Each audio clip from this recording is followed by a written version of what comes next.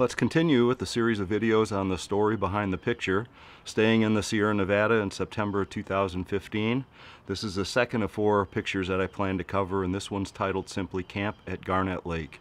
And I'll pick up the story where I left off after the sunrise shot at Ediza Lake.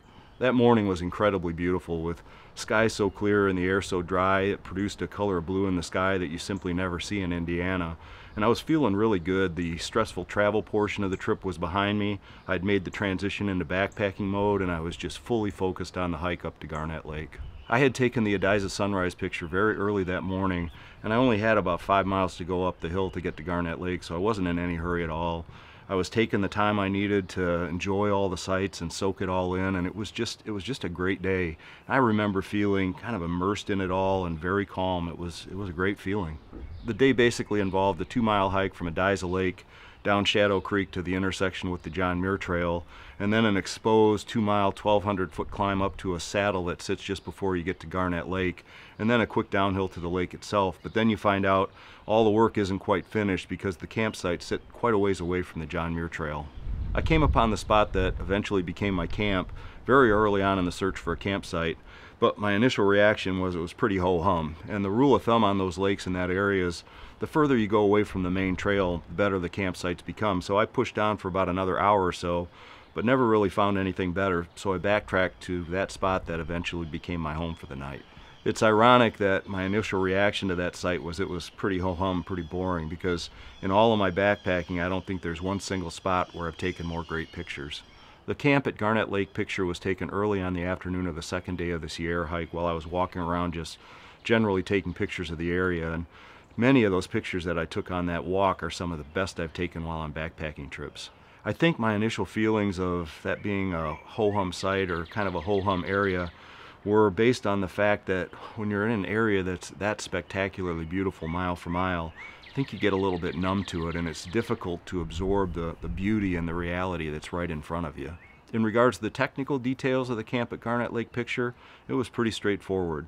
It was an extremely high contrast shot. I was basically shooting straight into the sun, so I knew the only way to capture what my eye was seeing was with an HDR shot. So I bracketed 7 pictures, all at 1 f-stop apart. It was basically in point and shoot mode with program mode on the camera, and I had tweaked the settings somewhat to get the aperture centered around the ideal f8. When I compiled the final image on the computer at home after getting back from the trip, I didn't think there was any way that I could improve upon what nature had given me that afternoon, so I was going for the most natural HDR look that I could create. I didn't want any kind of a stylized effect. And back in 2015, SNS HDR Pro was really the best software for creating a natural look. Now, when I go to compile the image later on in this video, I'm going to go ahead and use Aurora HDR because in 2020, I think Aurora is really the gold standard for a natural HDR look. With that background, let's take a look at some of the video clips from the second day of the Sierra trip leading up to when the Camp at Garnet Lake picture was taken. It's day number 2 in the Ansel Adams Wilderness, heading to Garnet Lake. One last look before I head down Shadow Creek here.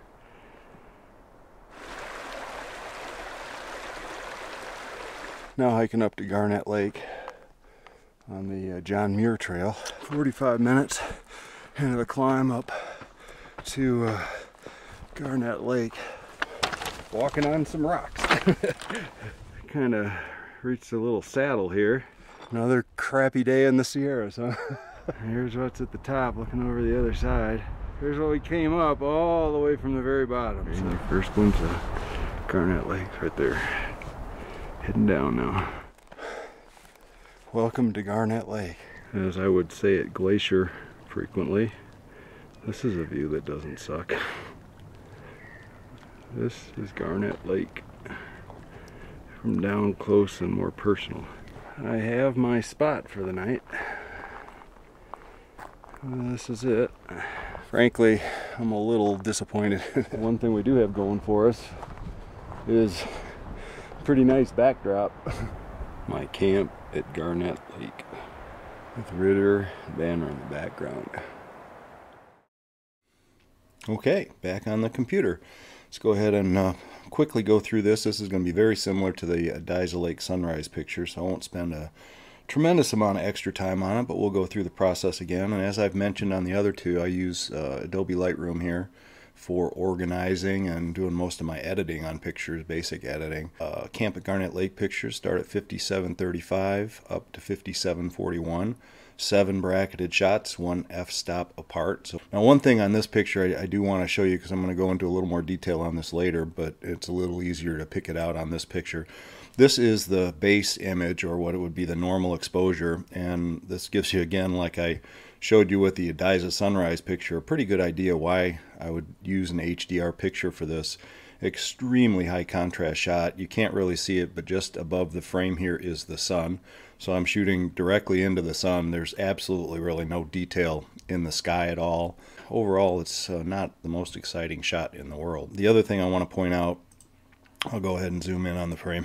I don't know what this was. I assume it was like a water droplet on the lens that was picking up the light from the sun. But it plays an important part, because later on when I actually go to compose and crop the final image, that obviously had a little bit of a limitation on what I could do. So we'll see that. I'll actually pull the final image in and show you how I cropped it in this case. We'll go ahead and open up Aurora here. So here they are, 35 to 41. Go ahead and open all those up. Again, very limited options on Aurora. It's a pretty simple program to use. We'll do auto alignment because honestly, I can't remember if I took this on a tripod or not. So we'll go ahead and align it just in case. And then I again use ghost reduction, even though there's nothing moving in this frame. We did have some wind that was probably making the leaves move. So what this will do is this will prevent any ghosting, blurry type effect in the leaves on the trees. And again, I use color denoise. So we'll go ahead and create the HDR image. Probably about a minute for it to go through all the steps to create the base HDR image.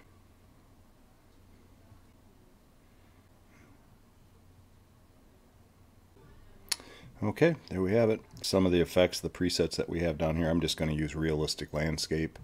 We'll go ahead and export that to the hard drive. I'll skip this because I already have exported it. Now I'm going to go ahead and open Lightroom up again here really quick. And I actually have this already processed, so I'm just going to show you. Here's the final image as it was created. And what I want to show you is the way that I actually cropped this, because I think it's kind of informative. Remember, it's a little hard to see, but here's that water spot, so that actually kind of formed a hard boundary. And then the composition of this, I really liked it, because when you've got this tree here, these trees and bushes, they kind of draw your eye all the way into the picture, as does this lake. So it just draws you into the main banner and Ritter in the background. But you can see didn't want to cut off any of this lake here or this tiny little pond. I wanted to get this whole rock in, as well as this tree. So you can see how I composed it, gave a little bit of border around everything. Unfortunately, these are, the sun flares kind of on the lens. The sun was right up here, and if I was doing this picture over again, if I would have noticed that, I actually would have put something over the lens to block that light so we didn't get these lens flares. But there you go. That is the camp at Garnet Lake. So there you go. Now you know the story.